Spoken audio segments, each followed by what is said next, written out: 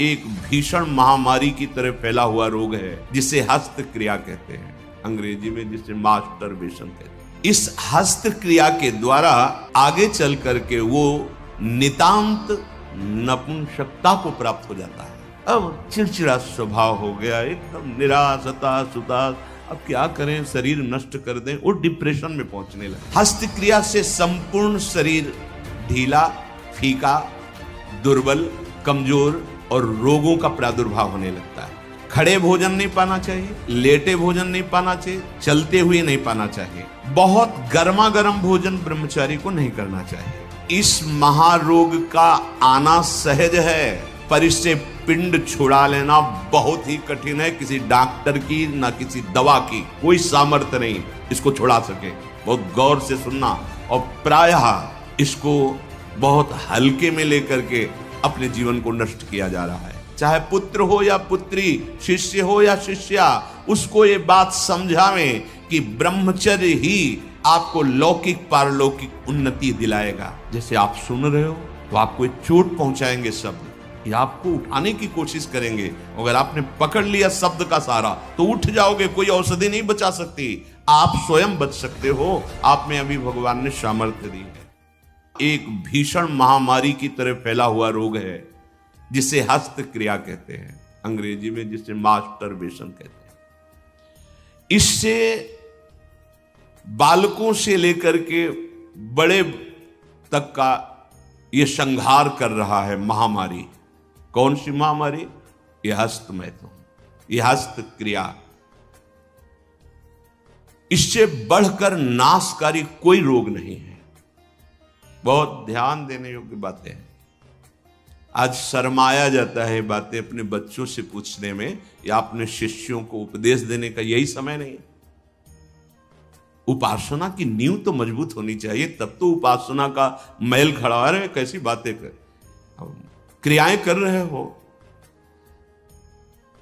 तुम्हें शर्म नहीं आ रही, गंदे आचरणों में उतर रहे हो, शर्म नहीं आ रही, और उनका निवारण कैसे होना है इस बात के सुनने और बोलने में तुम्हें शर्म आ रही, कैसी मूर्खता छा रही। ये कराल काल के पंजे में फंसा करके जीवित रहने पर भी मुर्दे के समान कर देता है। ये बड़ा दुर्भाग्य हो रहा है कि आज हमारी समाज इससे पीड़ित होती चली जा रही है। हितधाम में सायंकाल के समय कुछ समय चर्चा होती थी, तो जो पुराने हैं उनको याद होगा, 70-75 वर्ष के उन्होंने माइक में कहा था कि पूर्व बचपन की अभ्यास आज तक नहीं छूट पा रही, मुझे बचा लो। बड़ा आश्चर्य हुआ था कि इतना समय जब इस ब्रह्मचर्य के विषय में चर्चा हुई, उन्होंने सुना, तो वो चूंकि कहीं ना कहीं पवित्रता हृदय में थी, तो बोल पड़े माइक में खड़े होके कि इतनी आयु है पर मैं ऐसी गलती आज भी करता हूं, अब मुझे बचा लो। इस महारोग का आना सहज है, पर इससे पिंड छुड़ा लेना बहुत ही कठिन है। किसी डॉक्टर की ना किसी दवा की कोई सामर्थ्य नहीं इसको छुड़ा सके। बहुत गौर से सुनना, और प्रायः इसको बहुत हल्के में लेकर के अपने जीवन को नष्ट किया जा रहा है। ये सबसे बड़ी क्रूरता अपने साथ तुम कर रहे हो यदि हस्त क्रिया के द्वारा अपनी जीवनी शक्ति को नष्ट कर रहे हो। आपकी नस नाड़ियों से जीवनी शक्ति निचुड़ रही है, ये तुम्हारा नाश कर देगी। इस क्रिया से जितनी हानि उठानी पड़ती है वो हम वर्णन नहीं कर सकते। ये अनिष्टकारी क्रिया खिलवाड़ में सीख जाते हैं बच्चे। एक 13 वर्ष का बच्चा, कुछ चिन्ह होते हैं जो पहले से गुरुजनों की कृपा साधन करने पर परिचय में आ जाते हैं कि ये स्त्री सहवास से वीरपात हुआ है या हस्त मैथुन से हुआ है। देखा, पहले तो मना किया नहीं, फिर जब और जोर दिया कि भाई इसमें तुम्हें लाभ मिल जाएगा अगर आप स्वीकार कर लो। हाँ, दिन में 3-3, 4-4 बार बच्चों का काम खिलवाड़, उनको खिलवाड़ लग रहा है। ऐसा लग रहा है कि बहुत अच्छा मार्ग मिल गया जिससे हम सुखी हो जाएंगे। दुर्दशा ये हो गई कि 13 और 14 वर्ष का बच्चा वो इतने बड़े रोग से ग्रसित हो गया कि लघु शंका करते ही जो महान शक्ति उसका पतन। अब न भजन में रुचि, न किसी सेवा में रुचि, पागलों जैसी बात। तुमको समझाया जी क्या स्मृति का लोप हो रहा है, कोई उत्साह नहीं, एक जीवन मृत तुल्य बच्चा है यार, बच्चा, जहां कहीं कोई गुंजाइश नहीं। जैसे अग्नि के ऊपर चला जाए तो कैसे चला जाएगा, एकदम पैर ऐसे ऐसे, ये अवस्था किशोर अवस्था है, ब्रह्मचर्य पूर्ण जीवन, एकदम उछलता हुआ जीवन, तेज, कैसा भी कोई हो। किशोर अवस्था बड़ी सुंदर अवस्था होती है, प्रकाश आता है, क्योंकि उस समय तक गलत संबंध।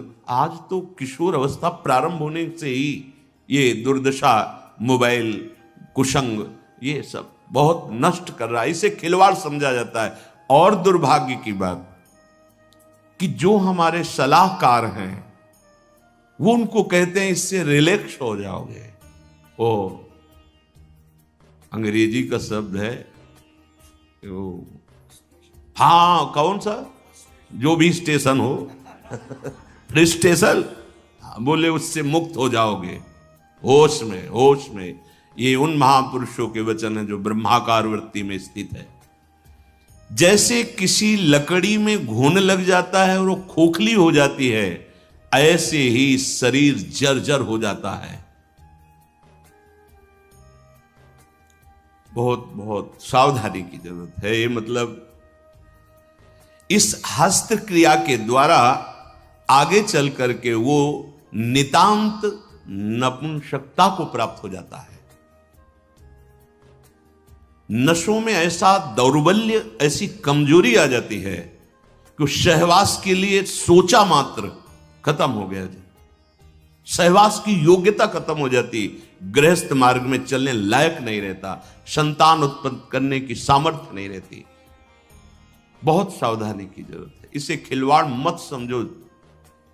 किसी भी औषधि में, किसी भी डॉक्टर में कोई भी ऐसा उपाय नहीं है जो इसे छोड़ सके।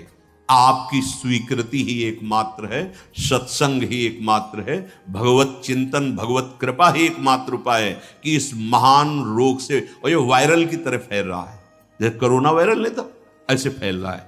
छोटे छोटे बच्चे जो अभी जानते भी नहीं, वो इतने से संस्कार पड़ रहा है, अच्छा लग रहा है। अब वो जीवन भर, अगर अभी तो नहीं, अभी सुधर जाए, नहीं जीवन भर नहीं रोक सकता, नहीं रोक सकता। या तो सदगुरु कृपा हो जाए और बहुत शासन हो और वो स्वयं उस शासन को स्वीकार करे तो निकल सकता है, नहीं बड़े बड़े इस महामारी से नहीं निपट सकते। इसके लिए कोई इंजेक्शन नहीं तैयार हुआ अभी तक, ये आप जाओ रोग खत्म। ये स्वयं स्वीकृति में बैठा हुआ महामारी है और ये वायरल की तरह फैल रहा है, नवीन पीढ़ी का सर्वनाश। और कुछ महानुभाव ऐसे हैं कि इसको बता रहे हैं तो नेचुरल है, ये स्वाभाविक है, प्राकृतिक चलता है, ये कोई, अरे सर्वनाश को तुमसे प्राकृतिक बता, स्वाभाविक बता रहे हो, नहीं। बहुत सावधान आप लोग, दुर्भाग्य का निमंत्रण मत दें। ये दुर्भाग्य है, ऐसा दुर्भाग्य है कि आपकी दिनचर्या ही नहीं हो सकती। कभी भी व्यभिचारी की एक जैसी दिनचर्या बहुत काल तक नहीं हो सकती, 2-4 दिन प्रयास करेगा गिर जाएगा। ब्रह्मचर्य कभी भी दिनचर्या में फर्क नहीं पड़ने देगा, चाहे जैसी स्थिति हो, चाहे जैसे शरीर नहीं उठ पा रहा तो उसका चिंतन भागवतिक होने लगेगा। इसलिए सामान्यता, जिसे हम बहुत सरल समझ रहे, बहुत सुख समझ रहे, इसको आप सावधानी पूर्वक बहुत ध्यान दीजिए। बहुत ध्यान का इसलिए विषय है कि ये नींव है हमारे अध्यात्म की, हमारे परमार्थ की। शरीर के भीतर बताया था कल भी, एक मनोवाह नाम की नाड़ी है। इस नाड़ी का कार्य है मथानी जैसे नहीं, दो दूध दही का मंथन करे तो मक्खन निकाल देती है, ये इतनी चिंतन से गर्म हो जाती है नाड़ी, तो वीर पूरे शरीर के रक्त के साथ है, उसी से आपकी हड्डियां मजबूत होती हैं, उसी से आपका शरीर बलिष्ठ होता है, उसी से आपके मन को पवित्र विचारों में चलने की सामर्थ्य मिलती है। ये जो कहते हैं ना कि हम नहीं चल पा रहे हैं, हम भजन नहीं कर पा रहे हैं, आप कमी को पहचानिए। शरीर के भीतर जो मनोवाह नाम की एक नाड़ी है, ये मंथन कार्य करती है। जे ही आप कामासक्त हुए, चिंतन किए, तो पूरे शरीर से, जैसे दही के मंथन से वो घृत निकाल ले, वैसे ये मनोवाह नाड़ी काम करती है। वो पूरे शरीर की नस नाड़ियों से आपके जो वीर शक्ति उसको एकत्रित कर लेती है, चाहे शरीरधारी कोई भी हो, स्त्री हो पुरुष कोई भी हो, उसको एकत्रित कर लेती है। पूरी नस नाड़ियां कांप उठती हैं जब उसका आकर्षण, वो आप समझ नहीं पा रहे, वो आप समझेंगे ऐठन हो रही, आप ऐसे, वो पूरे नस नाड़ियों को निर्जीव कर रही, शक्तिहीन कर रही है। सिर से पैर तक हर अंग हिल जाता है। शरीर का मंथन करके वो एकत्रित करके बाहर कर देगी। अब क्रिया करो या ना करो, दौर्बल्य, प्रमेह, स्वप्न दोष, ये निश्चित उसके शरीर में प्रकट हो जाते हैं। शरीर के रक्त में एक सफेद और दूसरे लाल कीट होते हैं। सफेद कीटों में बाहरी आए हुए प्राकृतिक प्रहार, रोगों के प्रहार से लड़ने की सामर्थ्य होती है। जो हस्तक्रिया या अन्य अष्टमैथुनों के द्वारा वीर शक्ति का नाश करता है, तो सफेद कीट ये नष्ट होने लगते हैं। अब जो लड़ने की सामर्थ्य थी प्रकृति से, गर्मी, सर्दी, बरसात, मान अपमान, निंदा, स्तुति और रोगों से, वो क्षीण हो गई। अब चिड़चिड़ा स्वभाव हो गया, एकदम निराश, हताश, उदास। अब क्या करें, शरीर नष्ट कर दें, वो डिप्रेशन में पहुंचने लगता है। समझो, अधिकतर हमारी दुर्दशा हो रही। ध्यान देकर सुनना। अगर वो शुभ कीट जो रोगनाशक सफेद हैं, वीर आप नष्ट नहीं करते, तो इतने बलवान हो जाते हैं कि एक बार विष को भी वो पचा डालेंगे। इतनी उसमें सामर्थ्य है, आपकी हानि नहीं होने देंगे। ज्यों ज्यों आप ये नीच चेष्टा करते हैं, त्यों त्यों ही ये जो आपको सबल बनाने वाले वो नष्ट होने लगते हैं, और उसके कारण भयानक रोगों का सृजन होने लगता है। मनुष्य के शरीर में और दिमाग में और स्नायुओं पर ऐसा प्रभाव पड़ता है, आगे चलकर पक्षघात हो जाता है, ग्रंथिवात, जितने जोड़ों में दर्द, पागलपन या और रोगों की उत्पत्ति होने लगती है, क्योंकि वो जो लड़ने वाले कीट वो सब नष्ट हो जाते हैं। व्यभिचार सर्वथा निंदनीय है, और सबसे महानिंदनीय है ये हस्त क्रिया, क्योंकि इसमें किसी दूसरे की जरूरत नहीं होती है। बहुत सावधान, बहुत नीच प्रवृत्ति है इसका। वायरल की तरह, जैसे वायरस होता है वो वायरल हो जाता है, ऐसे हो रहा है, ऐसे जिसको देखो सुख का साधन माने हुए है, नवीन अवस्था अपने को नष्ट कर रहे, और प्रमाण उनको मिल जाता है ऐसे बहिर्मुख लोगों से जो कहते हैं कि हाँ, आपका हृदय ठीक रहेगा, आपका स्वास्थ्य ठीक रहेगा, आप दिमाग से एकदम शांत हो जाए। कैसा नीच उत्तर है, कैसा उपदेश है, नाश करने वाला। तस्मात् शास्त्रम प्रमाणम ते कार्या कार्य व्यवस्थितो। आपने वेद पढ़ा है, आयुर्वेद? कौन सी डॉक्टरी ऐसी कहती कि ऐसा करने से आप स्वस्थ हो जाओगे? शास्त्र प्रमाणित, धर्म प्रमाणित उपदेश होना चाहिए। छोटे छोटे बच्चे, नवीन बच्चे जब ये सब पढ़ते हैं और ये सब सुनते हैं, धिक्कार है जीवन को, जो हमारे नवीन पीढ़ी को बर्बाद किया जा रहा है। ऐसे नाटक, सिनेमा, ऐसे उसमें जिसमें हमारी जो संयम की वृत्ति है वो सब नष्ट हो जाए। इस क्रिया के द्वारा सबसे पहला धक्का हृदय पर लगता है। इसका धक्का बार बार लगने से यक्षमा, हृदय रोग और स्मृति का नाश ये शुरू हो जाते हैं। इसे राजक्षमा कहते हैं। यही रोग हुआ था विचित्र वीर्य को। 2 पत्नियों के संयोग में बावरे हो गए, समझ नहीं पाए सिद्धांत को। भयानक हृदय रोग, हृदय का कमजोर हो जाना, जरा सी बात में घबराहट पैदा होना, डर जाना, उत्साहहीन हो जाना, है क्या बात है, एकदम कोई बात नहीं, बेमतलब कल्पना में पर, ये आपके ब्रह्मचर्य नाश का लक्षण है।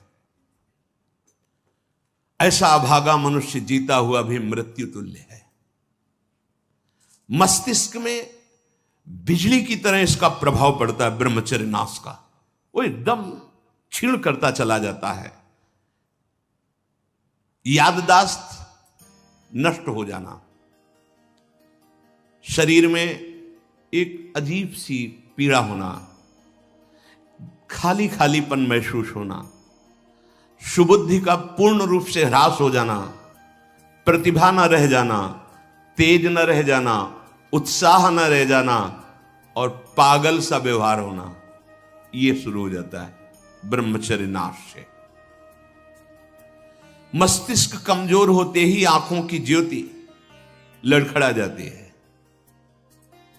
ऐसे देखें, अवस्थागत बात अलग है।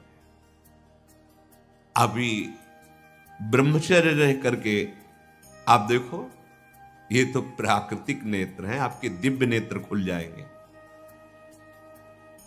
कान में सुनने की शक्ति, दांत के मसूड़ों का फूल करके दांतों को जो रोकने की शक्ति, शरीर की शक्ति, ये सब नष्ट हो जाती है, क्योंकि ब्रह्मचर्य सबका आधार है। बहुत जल्दी बाल झड़ना, बाल पकना, जैसे राजा के नष्ट होने पर संपूर्ण सेना बंदी बना ली जाती है, ऐसे ही शरीर का राजा है ब्रह्मचर्य वीर्य। इसके नष्ट होने पर हर इंद्रिय, हर नस नाड़ी पराजित हो जाती है। आंख, नाक, कान, जिह्वा, वाणी, पैर, त्वचा, आंतें और इंद्रियां, ये सब असमर्थ होने लगती हैं। पाचन शक्ति पर बहुत बुरा प्रभाव पड़ता है। अब ये नाश नहीं तो और क्या, जीते जी नाश है। हस्त क्रिया से संपूर्ण शरीर ढीला, फीका, दुर्बल, कमजोर और रोगों का प्रादुर्भाव होने लगता है। मुख की कांति हीनता बढ़ती चली जाती है। मुख प्रसन्न तन तेज विराजा, कीने से रामचंद्र कर काजा। यार चेहरा देखो, वैसा लगता है जैसे सब उड़ गया, कुछ नहीं रह गया, बस केवल सजावट सजावट रह गई है। पवित्रता, जितेंद्रियता, बल, अध्यात्म चिंतन कुछ नहीं, शून्य। बस वही वर्तमान भोगों का चिंतन, कैसे भोगूं, भोगे हुए भोगों का चिंतन। बस आप देख लो अपने हृदय में झांक करके, संपूर्ण जीवन विषयानंद में फंस जाता है।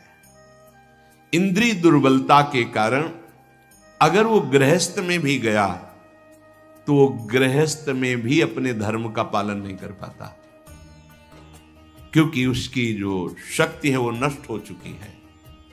संतति सुख से भी हाथ धो बैठता है, फिर जो उसको जलन और शोक होती, क्योंकि वो जो कर्तव्य करना चाहिए गृहस्थ का वो नहीं कर, उसकी सामर्थ्य नहीं रह गई। अब वो अपनी बात तो बता नहीं सकता किसी से।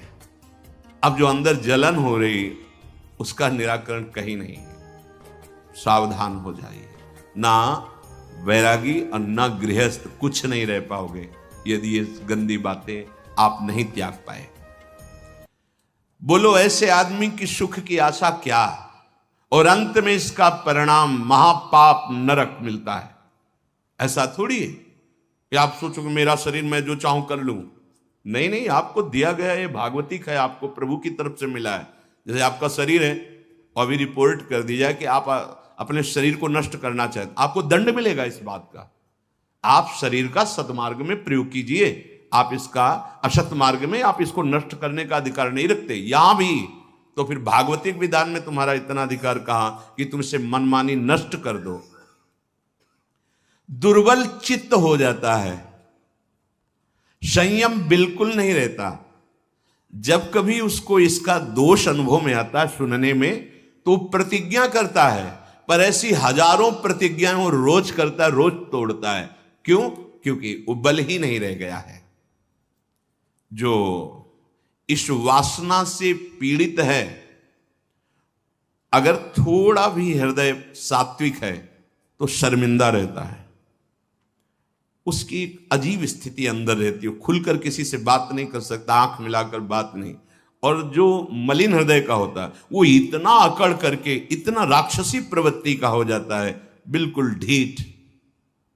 ये दो वृत्तियां आती हैं जो ब्रह्मचर्यहीनता होती, यह तो इतनी शर्मिंदगी, थोड़ा सा भी हृदय अगर सात्विक है वो ग्लानि, और यह भी इतनी दुष्टता। जो आनंद में हसमुख होना चाहिए वो उदास, एकदम तेजहीन। उसकी सूरत देखने पर लगता है रोने वाला ही है। स्वभाव में रुक्षता होती है, चिड़चिड़ापन, क्रोधी, निस्तेज, आंखें अंदर धंसने लगती, यहां खालीपन होने लगता है, एक खालीपन, एक काला सा चिन्ह। बहुत बहुत सावधान।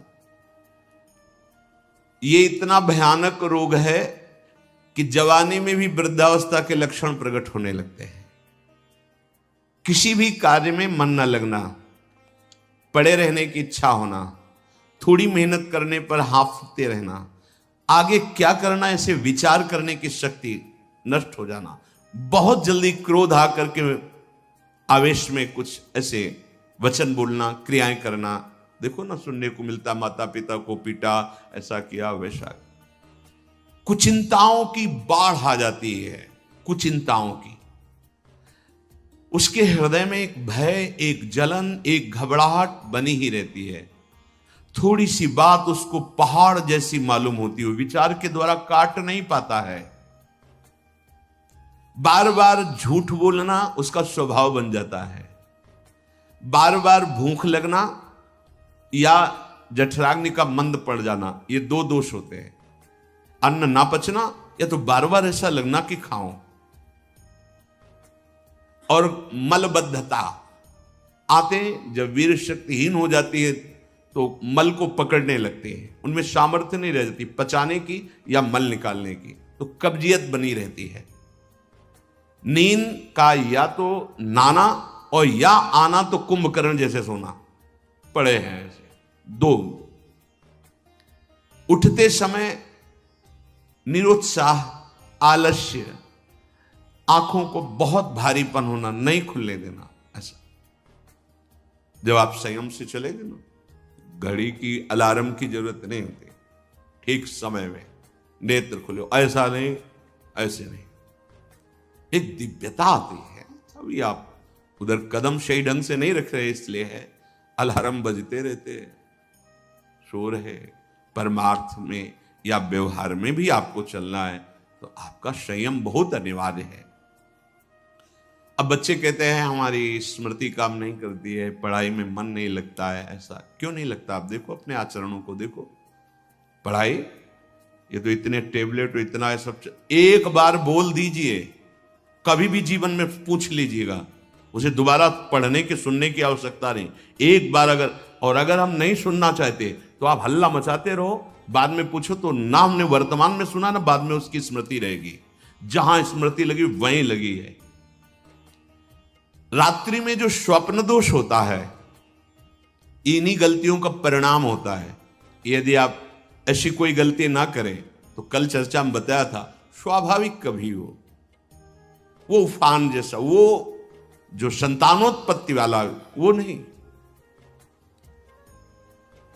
जो हस्त क्रिया से युक्त हो गया है वो अनुभव करे, लघु शंका के पहले या बाद में देखना, जो जीवनी शक्ति है वो आपको ह्रास होती दिखाई देगी, बूंद बूंद निकलते दिखाई दी, कितना सर्वनाश कर रहे हो।